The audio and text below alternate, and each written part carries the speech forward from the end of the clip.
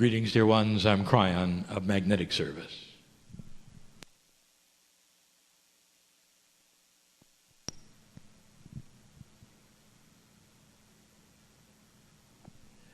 For those of you who have not heard this before, the voice is the same. The human being sits in the chair, it's the same.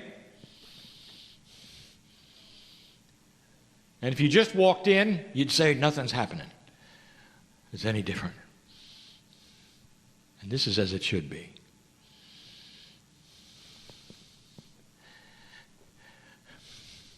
Dear ones, the human has a spiritual discernment engine.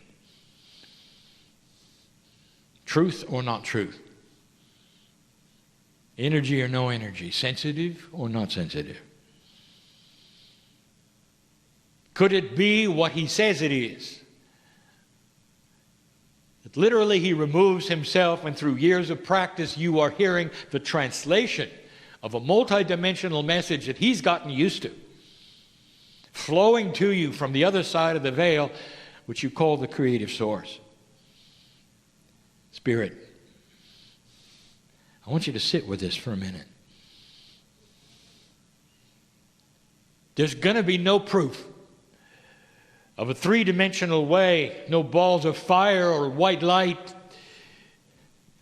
Or is there? So now it's up to you.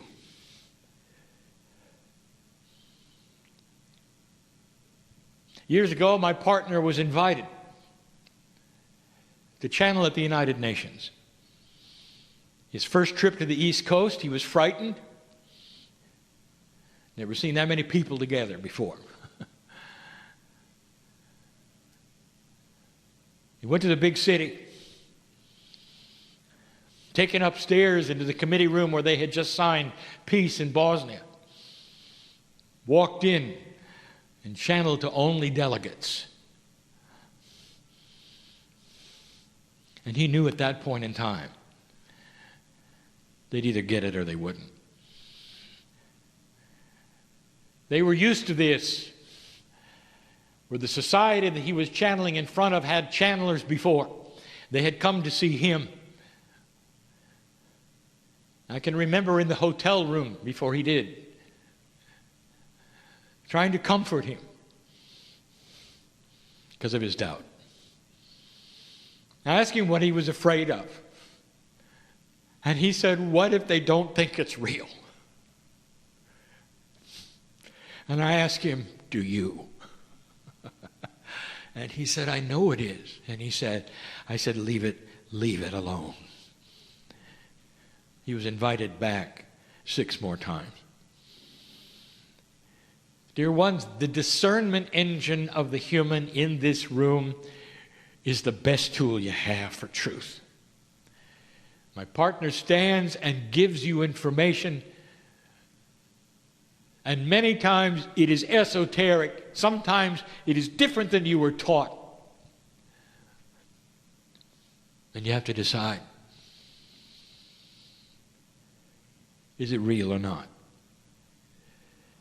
Over and over we have given you instructions for the day, and it's the same instruction each time. Are you able to think out of the box you grew up in? Who taught you what's real and what's not? Or did you come to that yourself? It doesn't matter, because whatever you feel, you own it. It's part of you. There has to be, for a human, a box of reality. And the box of reality gives you the comfort of your own psyche, of your own truth and your belief. And it's normal. And along comes something you've never seen. Can you imagine in the ancient days when angelic forms appeared before human beings? What was the first reaction? Incredible fear, fright. They fell on their knees. They had to be consoled. Even the angels told them not to be afraid of what they saw. He was out of their box of reality completely. Even though it was a beautiful angelic form filled with the benevolence and the glory of God, they fell on their knees and were afraid that they were dying.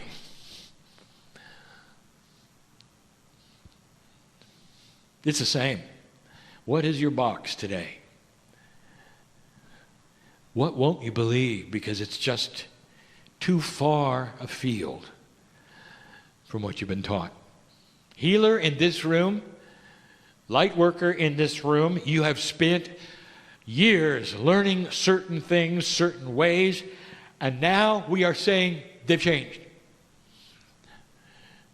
That's difficult. For now you to rearrange that which you committed to it. You cognized it. It became part of you and the way you work, the way you sense energy in order to heal a patient or read somebody. And now we said it's different and it's changing and it's moving. And there are those who would say, no, it isn't, because God's always the same. It can't be moving because God's always the same. And my retort to that is that God is always the same, but you are not. And it's you who are moving in energy, not God. Things are getting bigger. The antenna, if you want to call it that, of the light worker is starting to become more sensitive with more points of reception. It is becoming complex, it is becoming stronger, and it's confusing. The human likes single source thing. Simplicity in God. One God, one way. And you argue about it on the planet so fervently that you kill each other because you're not doing the right thing, worshiping one way, one God. You got one soul, one body, one heaven, one hell. What if it was really complicated? What if there is a beautiful benevolence in the complexity of the physics of God? What if energy plays a role you didn't think about before? The energy of things like prayer, awakening, synchronicity. And that's what we're going to speak about tonight. But dear ones, I'm asking you to get out of the box. Get out of the box of singularity where there's simply one way, one face, one soul. And ask yourself, could this be bigger? And if so, what is my part in it? And dear ones, if I could show you the truth today, you'd all breathe a tremendous sigh of relief, because there's hope. Humanity is beginning to evolve slowly in order to make better decisions in the future. And that is new. It only takes a sociologist or even an anthropologist to prove it. For in all of your history, one of the remarkable things, if you've studied it, is that it never changes. One generation goes to war, it dies off, and the next generation is skipped, and the next one does the same thing, often with the same countries. It repeats itself like you never learned anything. Even though your parents went through it, your grandparents went through it, it's there again. You might say, therefore, that consciousness has been static, and you'd be right. Static. And now it isn't. It is moving off the peg. In every single field you can look at, it is moving off the peg. It's confusing to those who make war, because they're starting to see things that is not in their war book. It's confusing for those in medicine, for they're starting to see things that they never learned in their medical school. It's confusing for the sociologists who are about to rewrite another phase of humanity based upon what they're seeing is happening today in consciousness. Humanity is starting to ask questions and learn. And you're not going to repeat it again. I'm going to close with this, and you've heard this before. You need to hear it yet again. All of your life, and the life of your parents, and the life of those parents, there has been the desire, the wish, the goal of peace on earth. That's what you wanted. There was the idea, if you could only have peace on earth, that would be it. From then on, all would be well. And here's what I want to tell you that perhaps you've not heard before. Some of you may have. At the rate of consciousness evolution, peace on earth is a given. Eventually, humans will demand it for survival. They're going to become wise and understand that war is not an option for survival. It's a given. So peace on earth, when you see it, will be the beginning of the new age. The beginning, not the end. Peace on earth is the starting point, dear ones. And it's not that hard. Generation upon generation will come in with a different kind of wisdom. It's even being measured now. Let me ask you in this room, are you like your grandchildren?